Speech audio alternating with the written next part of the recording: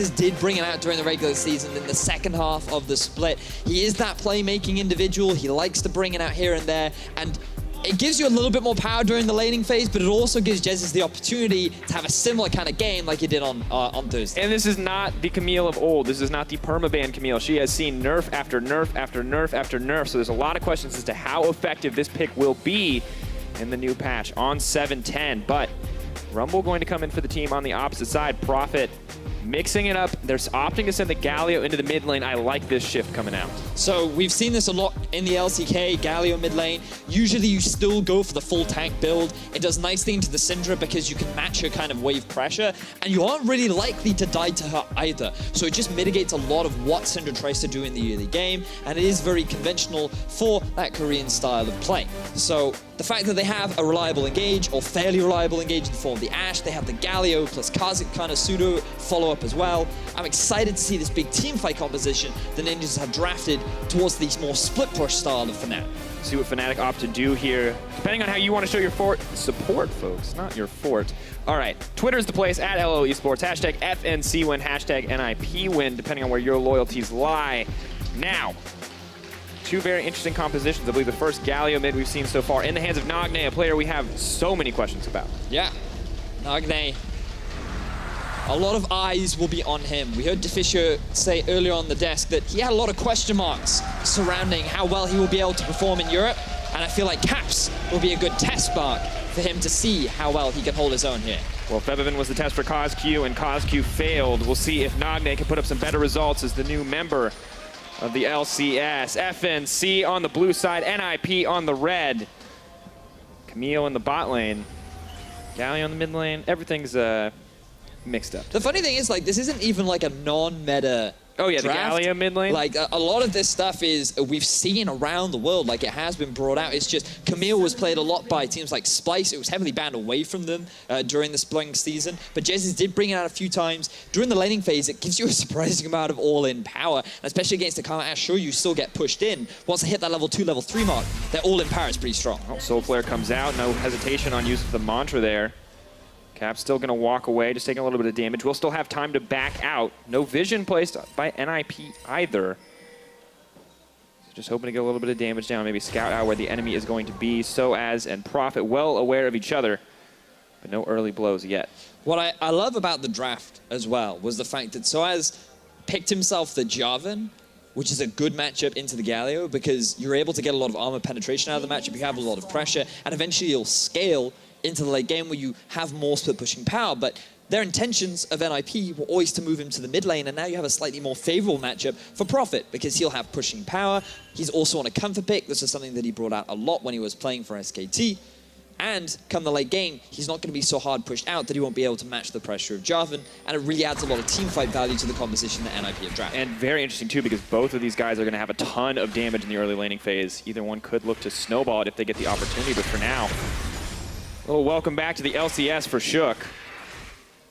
One creep going to get taken away by Caps. Will help him out in the mid lane there, but nothing else taken away, so not as bad as it could have been. And for now, Jeziz's Camille pick is just going to get bullied out and pressured in this bottom lane. And this will be a big opportunity as well for the bottom lane of NIP, because they are playing in a matchup where they need to be constantly applying this pressure. You want to be denying this Twitch as much farm as you possibly can. And when you're playing a bottom lane like Ashe and Karma, you're in a prime position to do just that. So when you're going up against Rekkles and Jesiz, you need to keep this pressure. You cannot afford to play scared. You cannot play safe and just look to get through the lane going even. Because eventually people are coming to your bottom lane. And if I had to guess, it would be the Camille level 6 that will herald their arrival. You also have sOAZ on the J4. No tools for the Karma or Ashe to escape that Cataclysm outside of those flashes. Major cooldown. They can't afford to burn this early on. But the lane is definitely going in their favor for now. Using the power of the Karma, using the power of the Ashe to keep the pressure up. Now that means we have to keep our eyes on Broxah and see what the Elise here can do in the early game. A little surprised that we actually see a Corrupting Potion coming out from sOAZ. I mean, it still gives you that sustain. It's still a perfectly fine pickup. But one of the things about the changes to Draw and Shield was that the Flame Spitter resets that tick of the regeneration, so it actually can be an effective itemization that will help you into those damage over time abilities. Instead, sOAZ is just opting for a little bit more of an aggressive option, because when he does pop it, he gets a bit of extra damage out himself. So we'll just see Broxah hanging around the top side. Well, that's rude. Lights him on fire, walks away. Prophet looks like no knowledge whatsoever of Broxah waiting in the bush, though. That does mean he's going to have freedom to continue roaming around the top side of the map, unbeknownst to the side of NIP, but doesn't look like he's going to be able to make an impact right now. Prophet doing fine in this lane so far, but once again, only 3 minutes in. We can't really expect blood until around the level 6 mark. And just look at the respect that he's showing as well to Broxah, who's already level 4, has done a full clear aside from his Krugs, and he was posturing around the top half of the map, and that's why Prophet went to clear out that blast cone to prevent any of those sneaky ganks from happening. Naturally on Rumble, you will just push the lane. It is an inevitability simply due to the Q ability that will just clear out and do so much damage to the backline especially. So he's just showing a lot of respect, and I like this, especially in his first game here on the LCS. And we wanted to see which shade of Prophet we're going to see. Was it going to be the LSPL, all carries all the time in the top lane, or are we going to see the LCK, Rumble, more tank picks as well? It is the Rumble here in this game 1. Of course, for those of you unfamiliar with Prophet, substitute top laner for SKT, played 9 games over HeaQ over the course of the LCK Spring Split. Pretty solid record, too. Yeah. But also, you're on SKT, so. Yeah. HeaQ did find his form, and when you have two such talented top laner, or when you have a very talented top laner, it becomes difficult to be able to contest him. Meanwhile, in the middle lane, we do see a gank from Fnatic. Go forward, Scatterweak gonna land the stun. Broxah walking in, going in slowly, leaps up to dodge the taunt. Nagne gonna flash out. Shook is waiting. Broxah sees the opponent there, not gonna pursue.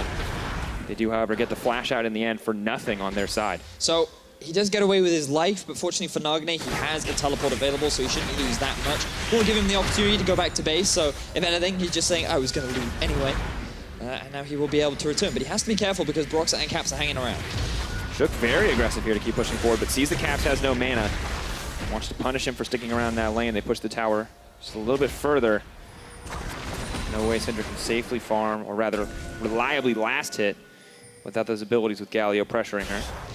Nagne very soon to hit that level 6 mark, so he can start to look for opportunities in the side lanes. If Shook wants to try and maybe gank top or gank the bottom side of the map, he is immediately going to be able to respond, and that is one of the advantages that you have by running this Galio in the mid, aside from the fact that he can also hold his own against Caps. Going forward, Broxah trying to turn the fight around, but there's the damage reduction from the Galio. Grand Entrance going to come in, Spider going to go down, but gets over the wall. sOAZ wants to turn this one around. Good damage coming in. Who's going to be first blood? Shook's still alive. He's running for his life, but that's Fnatic. Bringing it back for the first blood. Now it's Nagne who's in trouble. The equalizer turns, but that's a complete whip from Prophet. Not now how he wanted to start his show on the stage. Fnatic just gonna walk away with 1 kill. And such smart play from Broxah, because he sees the ward get dropped by Shook over the other side of the wall, and he then immediately uses that to make his escape. He then flashes away to buy time for sOAZ to join the fray, and that is where things start going in favor of Fnatic. Beautiful early plays that is going to give Fnatic an early gold lead. Fnatic definitely coming out on top there, but I like that we're already seeing aggressive moves coming in from NIP, but Fnatic responding with an aggressive move of their own. sOAZ just going to walk this one down. Where's the Dragon Strike at? We're looking for a flag and drag. It's the Cataclysm. Dragon Strike just to close it out. All too easy. You hear the crowd. They're happy to see sOAZ going off here. Jesiz, though, going to be in trouble. There goes the Soul Flare down. Good damage, but they have to respect Rekkles waiting in the brush, waiting invisible.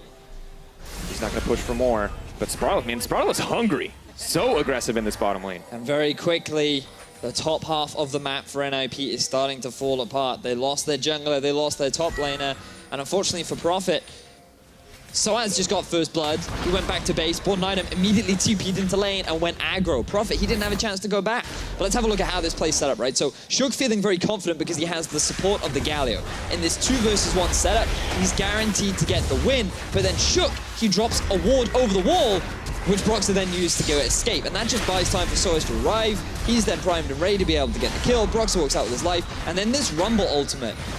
He expected them to keep chasing Nagne. He wanted to try and defend, but the fight continues. Not about that. Shook gets stunned up. A flash to extend the range on that wall dive. Jesiz knows his mechanics, even as a support player. He helps Broxah pick that one up. And question marks around Shook. Why are NIP trying to invade when they do not have pressure in mid, when they don't have that same level of pressure on Vedius, I agree, but when we look back at that first play, why did Shook drop that ward, man? Yeah, I mean, I have many questions. I don't think he needed it. One player also famously made that play, the young Neon Tonso. Neon Tonso? Back in the day, the perfect escape route created for an Elise, and it's always just brutal to watch. Maybe thought that there was an alternative route for the Elise to get out, but small mistakes like that appear to be the bane of NIP right now. That would have been a kill, right? That would have set up NIP very nicely. You would have had Shook already off to a good start. And then if sOAZ is coming down, you then have Prophet for the potential collapse as well. So just very small individual misplay there from Shook. Regardless, pressure now on in favor of sOAZ once again. He's really starting to win that matchup pretty hard after picking up that early team out. And look, you can see he's already working towards that Hex Trinket as well. So the top lane not going as ideally as Prophet would have liked. Remaining even in farm, but we'll look at what happened here with Shook. So just look at the bottom lane. You can see that the bottom lane of NIP are quick to respond, but Shook, he just takes a little bit too long to get. Rather in the middle lane, we see that Caps had already been able to push out the mid, which means that Caps gets down there first, and the bottom lane of NIP cannot support Shook, especially after he overextends a little bit after not being able to get that red buff. So again, just a small misplay there from Shook, not properly respecting his opposition. And these little mistakes just start to add up. Now, it's nothing major yet for NIP, but it does mean a 1.2 gold lead on the side of Fnatic. Clearly in the driver's seat for this game, although NIP continue to try to make plays here onto the opposition. Have to praise them for being aggressive. So many teams play scared in their first game, but you can't afford those executional errors if you're going to be the one dictating the pace. And bear in mind in the bottom lane, we talked about how if you are HeaQ and Sprattel, you want to be continuing on with your pressure down on the bottom side of the map. And unfortunately for them, given the shenanigans that have occurred recently, the farm is still fairly even between the two AD carries. Rekkles, he's been able to get a fair number of daggers working towards what you expect to be Blade of the Ruin King into Runan's Hurricane. And so this bottom lane for Fnatic, they're still looking promising. Caps, he's already completed his lost chapter. And Fnatic, they have full control so far over the first 10 minutes of this game. And will help so much to keep the pressure up there against the Galio, because while you see all MR just about in the inventory of Galio, he still just has so much pushing power with the Winds of War. An incredibly obnoxious champion to play against. So Caps not playing scared. Just continues to go for those aggressive trades, tries to whittle down the health bar of Nagne. Jesiz now leaping forward. Hextech ultimatum comes out. Now Sprattel is trapped and he's all on his lonesome. Shook is coming in. There goes the Galio. Can they take him out before he arrives? No, he lands on the ground. Sprattel still alive, and this one's starting to turn against Fnatic. Shook gonna clean that one up. No, Nagne gonna take the kill. Now he's hungry for a little taste of Broxah. Let's see if he gets it. Shook gonna sweep it up. And that's definitely looking good for NIP. Now this time it was a good response from NIP. Fnatic, they were the proactive players. They tried to get a collapse down onto Sprattel, but immediately Nagne on this Galio there to provide support. Being that hero that Sprattel needed to turn the fight in their favor, and NIP, they very likely could get themselves first tower blood in game 1 of this series. And the gold now dead even. Moves across the map, but here's going to be the boon for NIP as they pull ahead to a 1K gold lead. But can they keep the ball rolling? We've seen a lot of these teams get ahead early leads, even when they're considered the underdogs. Can they keep this going? Can they stay one step ahead of Fnatic? One of the big question marks that we as a broadcast team wondered was, like, you have 2 Korean imports along with 3 European players. What's the communication going to be like on this brand new team? And I love the fact that NIP are so swift to respond to each other's plays. Fnatic looking to respond back. A little bit of damage coming out. Stun goes on to Nagne, taunt onto Jesiz. He's just going to walk away, though. No damage on the Camille support, and unfortunately, Caps swinging right into some MR. He is known as a Colossus for a reason, and now you will see this setup from Fnatic. So 3 members try to get the collapse. Already, HeaQ saying, nope, I can't do anything. But then the moment that Galio ult comes in, Rekkles gets zoned away from the fight. The members can just focus down onto the support and jungler of Fnatic. Caps arrives far too late to really redeem the situation, and it results in 2 swift kills going in favor of NIP. Just a brutal spot to be in, too. But Fnatic, they're already striking back. They're already looking to even out the gold here as they pressure out on the bottom side of the map. NIP have a plan of their own, though, setting their sights on the Rift Herald, maybe hoping they can break open the top side of the map. But it's a TP to the bottom lane. Fnatic smell a base race, and they're not afraid to take it. The reason why sOAZ is TPing to the bot side is because they want to get this tower down before NIP are even grouping up on that tower, because they realize that the moment that Rift Herald goes down, it almost guarantees a structure for NIP, so they can trade it by taking 2 down in the bottom, and overall, it'll make things at the very least even in favor of Fnatic. Now pushing, looking to get their second tower in this trade. They look at it now, Fnatic finding a gold lead for themselves, but the Rift Herald's up and available. AShe just continues to push on the top side. HeaQ not dealing a ton of damage here. He's the only member, but Sprattel's going in to back him up, maybe hoping to clear the wave. It's not about PvP right now. It's just about trying to break those towers. Where will the Rift Herald come in first? Very likely mid lane. You want to try and take that down as quickly as you can. You have a minion wave support. Sprattel also on his way down. And Caps, he shouldn't be able to wave clear this on his own. But look at Jesiz and Broxah on the flanks. Rift Herald may be focusing on the turret, but Fnatic are focusing on the champions. Nagne's going to have to flash the Cocoon. Caps doing what he can. Of course, Rift Herald vulnerable to that CC, and the eye easy as ever. Knock that character down. So not even one tower going to fall. But Jarvis now heading to the top side. HeaQ, not a whole lot of tools in his kit to deal with it. But he's already backing off, and sOAZ going to give him the respect. I think a control ward was spotted by sOAZ, and he realized, you know what, I'll just take the gold for this rather than overchase for a kill. But I feel like NIP were a little bit too quick on the trigger to use that Rift Herald in the middle lane, because you have to remember that Fnatic, they were still grouped up in the bottom half of the map. They were getting vision on the blue side of NIP's jungle.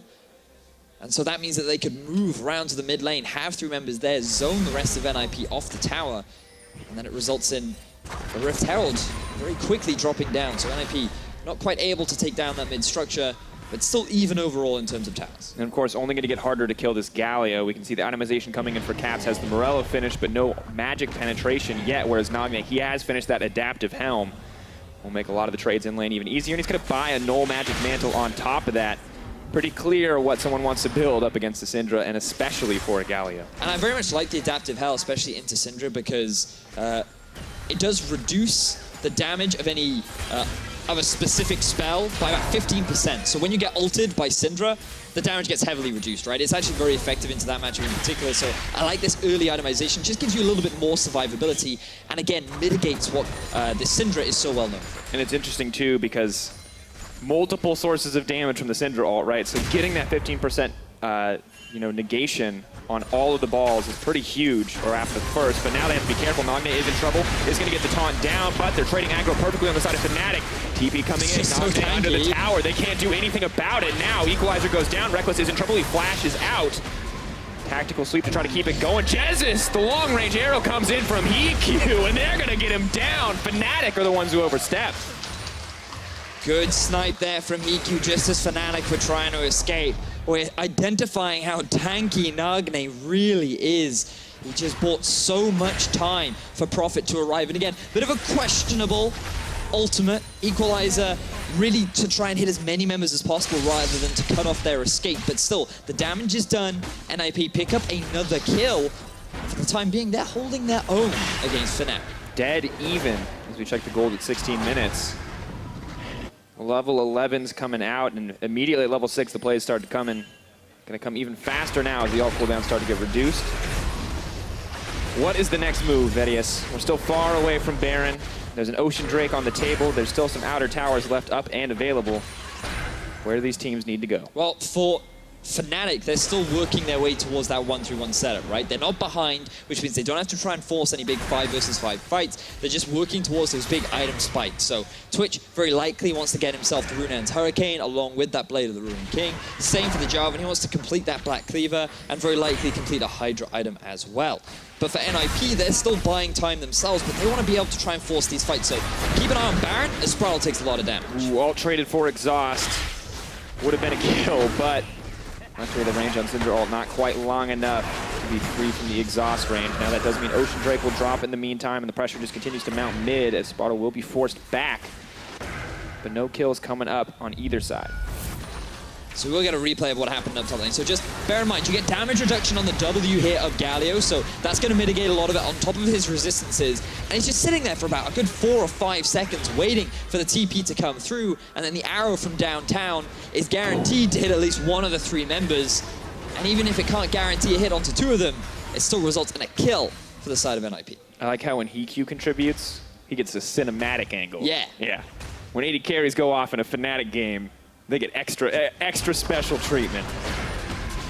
Hits the arrow from long range. Will make it easier for the team to set up those kills. We'll have to keep our eyes on him as we move forward. Blade of the Ruined King for the AShe. Zeal to follow. Similar story for Rekkles on the opposite side, although he's a little bit further behind. Doesn't have the luxury of the 3 assists or the additional farm, but it does mean the Fnatic are going to start to pressure out on the top side. Jarvan is there. Elise is coming up. 4 members strong. Only Caps left the lone protector of that mid lane tower. But you can see Caps really struggling in terms of pressure in the middle lane too. Nagne is at a point where he is not even remotely afraid of Caps, and those minions are just going to keep hitting onto that tower, which means that he can look to move around to the side lanes. Jarvan is sitting in the top side. He's going on to HeaQ. Looking for a little bit more. HeaQ needs to get out of there. Flash out, but the Cataclysm comes in. What can they get back? The arrow's going in, but Rekkles spray and pray down on the backside. Here comes the Galio. sOAZ gets a little bit of a knock up there, but Nagne just going to have to hold on to that tower. Yeah, just out of range of the Galio ultimate. Fnatic doing the special, sitting in the brush, waiting for a pick. And now they may have very well found Jesiz, or not, as he is able to clear out a control wall. But Fnatic, this is the opportunity that they were looking for. They get themselves a pick, and now they can look to try and siege onto the top half of the map of NIP. Or onto Shook's jungle. He's trying to take this red buff. Jesiz running in. Tax Weed comes out, and Broxah is going to take that one away. No more health regen, no more slows coming in for Shook. And Fnatic are definitely winning this game right now, Vedius, but this is much closer than I expected it to be. But of course, as I say that, poor little Prophet may have overextended, but no. Cocoon's going to go wide. Scatter the Weak not going to come out, and that means that he's just going to have to back off here, but gets to keep his life. See, to me it feels like the Fnatic have control, but they're not quite winning yet. They don't seem to have such a big enough advantage that they're stopping NIP from doing anything that they want to, because we're seeing Nagne and Prophet constantly moving off to these side lanes, still being able to get control over the lanes, and then the rest of NIP is still able to get a bit of vision. They had good vision control around the top half of the map, especially around Baron. Dragon isn't going to be spawning soon, but with Baron spawning up within the next 10 seconds, that is what NIP want to be playing around. They want to be able to get a little bit more control over the map as a whole, and to do that, they need to be able to take this mid tower. So I want to try and see NIP forcing something, because I think that they have the composition to do it. They reached that level 11 point where you've now got a second point in your ultimate 2, so I think that they are in a good state right now to try and force a 5v5 fight. Hesitating though, maybe a little on pulling the trigger or waiting for the appropriate circumstances. They do have level 2 equalizer, you said, so huge there, as well as the level 2 heroic entrance. A lot of engage potential, a lot of damage here coming in for this composition. Not using it yet, however. Caps apparently more than enough to just hold this tower for himself, although the rest of Fnatic is now here to back him up. Note the second item, Void Staff. For those interested on whether or not on deciding what to buy second against especially high magic resistant targets, ADMR is about the mark that you want to use. If your opponent has that, then get yourself a Void Staff, because then it becomes way more efficient than getting any other AP item. You can see Caps respecting that. Now they actually have priority around mid, as NIP, they drop the ball a little bit here. Just backing off. No one there to clear out the waves. Where's the Galio, the Rumble? Not going to do it. And that means Fnatic is going to pick up a free tower, start to extend that gold lead. They've already got an Ocean Drake. Why not back it up with an extra 2K as well?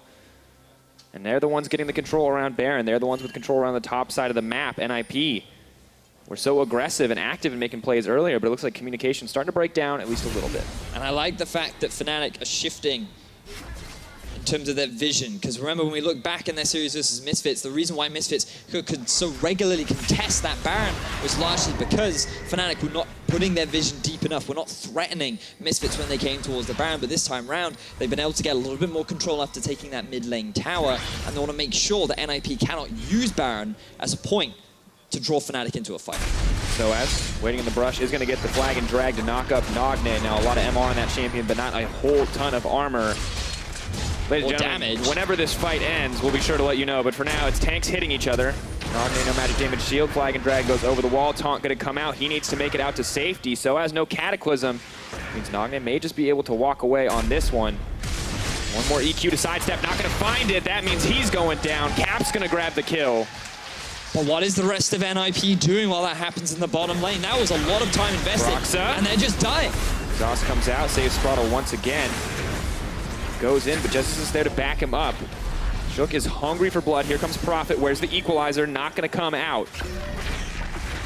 So we question the communication of NIP when you have Nagne drawing 2 members down to the bottom half of the map for at least 10 seconds without NIP being able to gain anything, whether it be apply a bit of pressure onto the Baron, whether it be to try and take that mid lane tower. You have to wonder what is going on within the NIP comms, because you feel like that was a big window that NIP could have used to try and punish Fnatic. Definitely an opportunity, but also a little bit on Nagne, spending a lot of time on the bottom side of the map. Now we see 3 wards, though, in the jungle. That is the only sign of what Nagne died for, that little bit of vision. But it means they're going to give up an Ocean Drake. They're going to give up pressure across the map. This is kind of unfortunate. This is something we saw already a lot of in the Mysterious Monkey series. Is just when a member of your team gets caught out, when they die for whatever reason, it just cripples your ability to make plays anywhere on the map. Yep. Well, speaking of plays, Rekkles. Oh, never mind in the mid. Cataclysm coming in. Nagne, a lot of MR and 2 magic damage dealers, but still not enough health. Gonna try to heroic entrance out. Caps says no, and yet another kill from the NIP mid laner. And Fnatic are just continuing on with their assault, moving sOAZ around the map. The flag and drag combo being more than enough to facilitate these engages for the rest of Fnatic to follow up. And Nagne, as tanky as he is not a one-man army. And Fnatic are more than poised to pick up a free kill when they see it. And we have to praise Fnatic for their adaptation. The few early plays that they did make went wrong when they all in on someone where Galio could come in to save the day. Now they say, hey, let's get the Galio. Who can't save Galio? Well, it's Galio. So let's take it down. Heroic entrance this. Now Sprattel. Potentially trouble. Oh, no Outplayed. Exhaust. There's the outplay button. Sprattel, he doesn't have any resistances. He's not Nagne.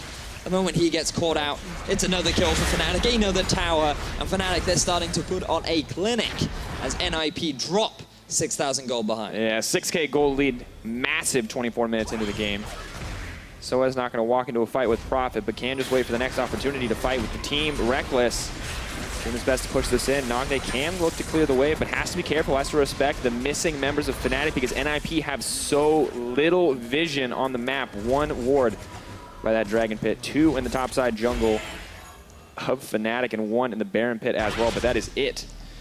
And the thing for NIP is, we have to remember they have the AShe arrow, and aside from that one up in the top lane and the one down in the river to save Sprattel, we have not seen NIP really use it to start a fight. It's always been as a response to whatever Fnatic are doing. And at every point in this game, it just feels like Fnatic have had control, even though NIP have options to try and fight back. They just seem to be playing a little bit scared, a little bit too afraid to try and make anything happen. Because remember, at about 10-15 minutes into the game, these two teams were dead even. Yet NIP, with this fantastic teamfight comp, have yet to try and actually make a teamfight happen. And Fnatic not going to give them the opportunity, right? Consistently looking at to this pick point, members yeah, off. But NIP need to find the circumstances, and it's not going to happen if they keep having to split up across the map, if Fnatic keep finding ways to divide them. And Fnatic now with absolute vision control of that Baron area. Well, NIP are going to have to fight. Yeah. We hope that that's what they want, because Fnatic are definitely not letting them get anything unless they're willing to give up that Baron. Now, look at the bottom lane. You can see it's pushing in favor of NIP. They're mindful of the fact that Fnatic are posturing around this Baron area, so they're trying to get vision. This could be a big fight. Flag and drag goes over the wall. Sprattel potentially in trouble. Keep your eyes on the equalizer. Where's it going to go? There's the heroic entrance, but Sprattel still goes down. Camille knocked up. Nagne on the front lines. Not a whole lot of damage, though, for NIP to back up that engage. Did his best to save the teammate. It's not going to happen. In goes Jesiz. He interrupts Shook. Now comes the Hextech ultimatum. He's trapped in the cage. Shook does flash out to safety. In the end, Fnatic still taking control of that fight. And Sprattel was obliterated before NIP could even respond. Caps. Almost the double. But the job has been done. Fnatic have forced NIP back. They got themselves a kill, but they're going to take it safe. They do not want to just rush towards the Baron, especially with the TP still available on Profit. And Caps, that was so close to the double kill. He thought he was going to get his cake, or have his cake and eat it too. He's like, all right, I'm going to ult this guy, and then I'll probably scatter the weak on this guy, and they'll both die. Did not work, unfortunately, but does bully both of them out. But look, you can see here, Fnatic, they're just like, this is an adaptation from their series of dismisses. This time they are punishing NIP as they tried to clear out the vision. And sure, that damage reduction is very helpful, but when you have a 3-item Rekkles, or 2.5 rather, hitting onto that very squishy support, there's just not enough defenses that you can provide, enabling Fnatic to very swiftly pick up that kill. And they almost made it a second, but they're looking to do that now. Hey, we've seen this before. Nagne running for his life does get stunned up. NIP maybe hoping to find a fight in a funnel so they can use the most of that equalizer. Not going to get it here, however. Fnatic just say, nope, focusing on the mid lane tower. We're going to zone you off with the Caps, with the Scatter of the Weak. Shook.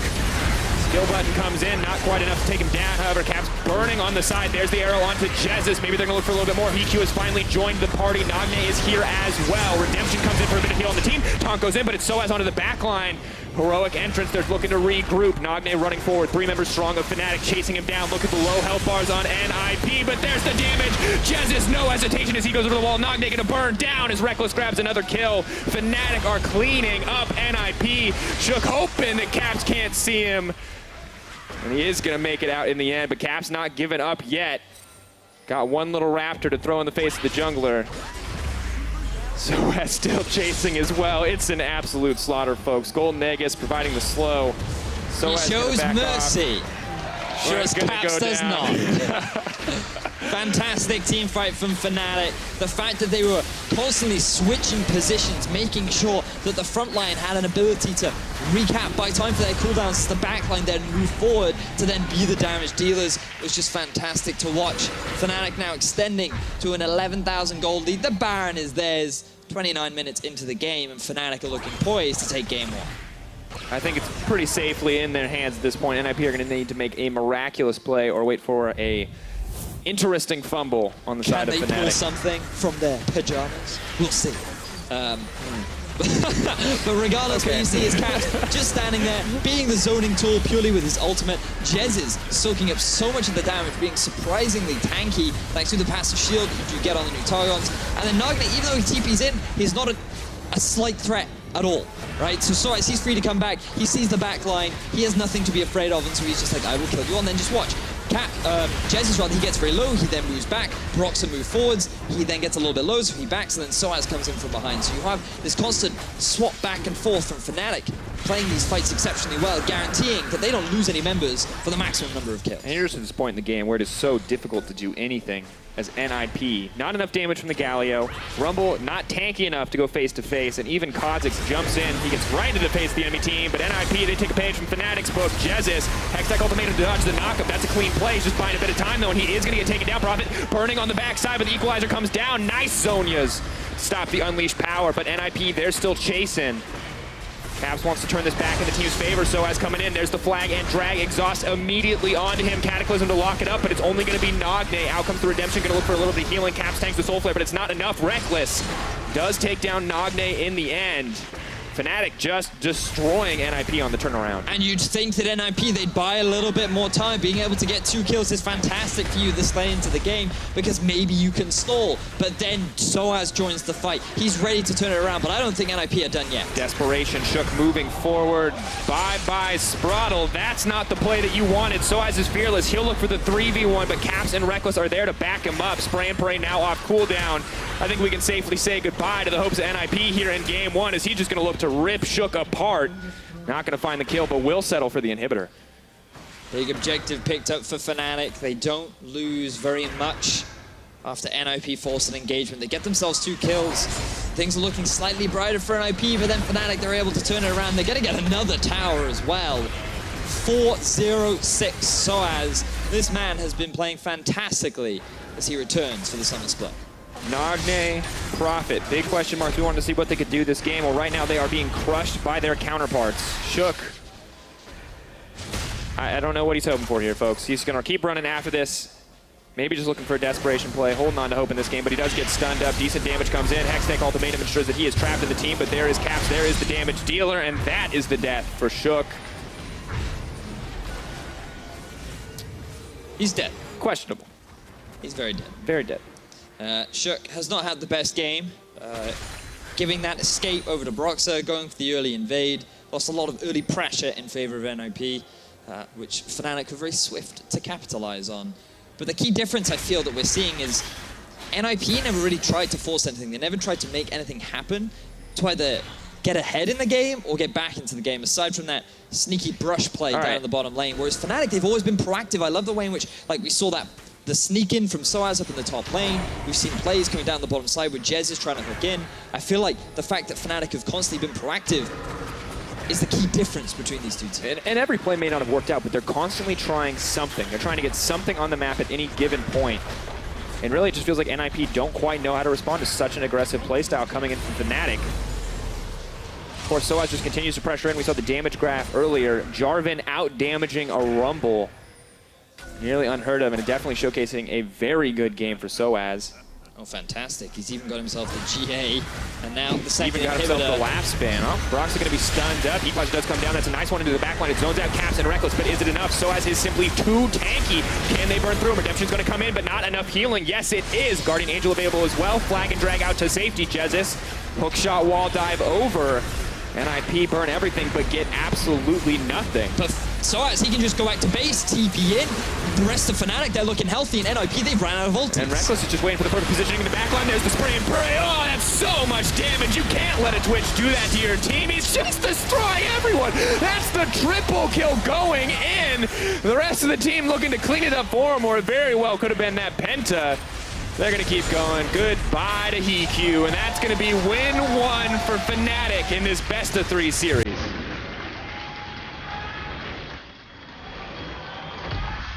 Very clean play overall from the side of Fnatic. NIP, they were holding their own for the first 10 minutes. But then a few small mistakes, giving windows of opportunity for Fnatic. They were not afraid to jump through those windows. Absolutely not. What's a little broken glass? Now, I feel like I like what we saw from NIP in the early game. Very similar to what we saw from Mysterious Monkeys. Good plays, solid early game, but as we see with so many young teams, it's once you get past the early game stage that things start to fall apart a little bit, and it wasn't just macro plays, it was some of those execution moments, the ward from Shook in the early game. Maybe we can see a little bit of a tune-up going between game 1 and game 2. The stage jitters out of the team now. You can see Nico the Pico comforting the squad as they look back, figure out what they need to address going in.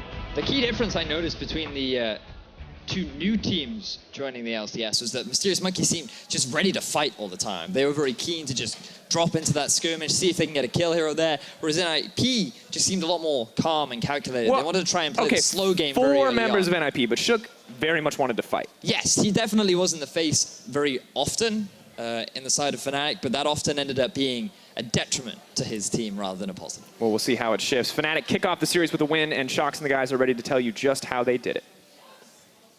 Thank you very much, Drake. He's just finishing his notes I was there. noting down some Vedius points. Okay, so what did Vedius say? No, it feels like, obviously, the analysis will go much the way of it has of any team that is going up against the kind of stronger teams. They always start off pretty good and then it completely falls apart. But in this case, we also wanted to highlight NIP's draft, as that was quite exciting and you guys identified it as a big strength. Right, I think whenever you're drafting against Fnatic, it can be difficult. Maybe that's one area Nico the Pico, his expertise with the Fnatic tricksiness. We actually kind of liked the NIP draft in the sense that they were able to play around what Fnatic were throwing at them, getting themselves, you know, the Galio, and then moving it to mid should do okay. Yeah, I mean, that's the thing. I liked some of the ideas behind the draft here with flexing the Galio to mid so they could actually get a counter pick on top side or try and get a counter pick on top side. And they already drafted winning bot lane. So there was a lot of things in terms of pure laning phase that looked fine, but then there were things in game like Prophet dying, 1v1, like that's just unacceptable at this point here. Nagne obviously trying to just go even mid, but then he also a few times has almost no communication with the team, and he sits mid and there's a fight happening around him, and he also ends up dying because he overextends, and it kind of made the draft fall apart, because as we're going to see later in some of the replays, it just meant that once NIP went into the mid game, they had almost no ways of actually playing out this comp because they had fallen a bit behind from some of the laning phases. And that's one of the things when you look at what NIP were trying to do is this composition, if ahead, can force fights quite effectively, utilizing the Ashe arrow, but from behind starts to really struggle to get fights started. The one surprising thing was the 2 players that were overlooked the most in this NIP lineup perhaps looked the best. And that was the bot lane. Sprattel and HeaQ, for the beginning of the game, actually, in a winning lane matchup, took it to Rekkles and Jesiz and punished them quite hard, got a lot of damage down onto that tower. So I think that's a good surprise for NIP fans if you're looking at a lane that perhaps a lot of people had overlooked. Also against Camille's support, which got ass in the early game, man. That does nothing early on. What? I'm just saying, it's bad early on. That's all I'm saying. That's replay, run the replay. Run the replay. It's got the tape. Anyway, the first replay is actually also involving Sprattel. I wasn't kidding. HeaQ down the bottom lane. Yeah, it was. Take it away, James. We were seeing Jesiz go aggressive, and this is one thing that maybe the Galio can do against the Camille is when somebody's put into that ultimatum, you can protect them for a lot longer. And then NIP are able to convert the fight because Jesiz was low from jumping in, Broxah is already backing away, and then they turn it into a tower bot lane. So good utilization. This was maybe the one time NIP were able to get this comp to work. Yeah, exactly. So this was really important for them with the first tower. And then sadly, kind of after this, you know, where they get the Rift Herald, they don't get a mid tower from it, and them not getting the mid tower kind of cost them a lot because it made it so difficult to play against like Rekkles on Twitch and of course sOAZ on Jarvan. And we know these 2 guys together will always try and make plays in a side lane. If you don't have the mid tower down, you don't get any deep vision. and you don't actually really get to spot them when they are roaming around, other than, you know, if they walk into the river, which they so rarely will do. So the next replay highlights the most classic Fnatic play at the moment that will happen in almost every single game. It's actually the wrong replay. Yes, I knew this was coming because it's, you know. Well, let's run this replay of Jesiz dying top lane, which is definitely not the Fnatic play, but This is the classic Fnatic play. I'll try to talk about the actual Fnatic play, which involves sOAZ. Might just talk about Rekkles. this one first. Well, I mean, okay, they dive a Galio with 40. No, and the arrow is actually very nice. Very nice. The arrow was great from HeaQ. Yeah, Gotta give him that credit. But like, dive at the Galio, it's really hard, full tank, damage reduction, all that kind of shenanigans. Anyhow, either sOAZ or Rekkles will sit in a side lane. The other team will be like, I'm gonna go lane against that there guy. You go. Oh. That's super easy. This is a different replay as well. So let's just look at me, camera on me right now, and then we talk about this that play. one. Okay, that camera over there. Basically, when you think you can actually go and fight Rekkles or sOAZ on his own, they're never on their own. It's every single game. Then this other guy will pop out on a Twitch, or the Jarvan taking a brush, and NIP, because they had no vision, fell right into the same trap as we've always seen. They actually put them really far behind, and they couldn't do anything with their comp. Prophet tried to do it. Nagne tried to do it at one point, going aggressive on sOAZ, and then didn't quite realize that the Jarvan can very easily 1v1 the Galio down, and unfortunately a lot of these things pulled the game in Fnatic's favor more and more and more, and they set up Baron, and you can't really do too much once Fnatic have that Baron and they're so far ahead. We spoke about it enough. We're now going to take a look at the replay just, you know, to punish you because you didn't want to analyze the one that we did have lined up for you. What do you get paid for? Oh, no, they are going to play it. No, this is the one before the Baron. Else. So this is where Fnatic actually are going aggressive, and you can see that NIP get chunked down so heavily and they can't get their comp to work for them. Caps was a monster this game. Yeah, when you absolutely. look at it, the amount of damage he put out, the stuns that land, and you can see this is just Fnatic, as Vedius was talking about, very comfortably balancing who's in the front line all the way through the fight. And also, again, the reason NIP can't make their comp work is their comp is very defensive. Like, it's a lot of, you know, we try and kite back. The hard engage on their comp is basically an AShe arrow against a cleansed Syndra, so it's really hard to force something against, like, Caps very specifically. It's hard for AShe to kind of move forward in a fight as well, and there's no one really engaging other than her. So when the fight breaks out and you're already behind, you get a bit of damage, and one guy from Fnatic can just step out of the fight, and no one can actually follow him and kill him. So they keep being able to bounce in and out, and NIP just can't kill the right target. Right, and Fnatic just plays that out wonderfully. Again, they're now on a 3-game winning streak, and honestly, all the 3 games we've seen have looked very, very convincing. So we're going to have to see if that continues in the next game, and if the Ninjas in Pyjamas can strike back after that loss. Game 2 is coming up right after this. We'll get the replay for PGL. It's okay.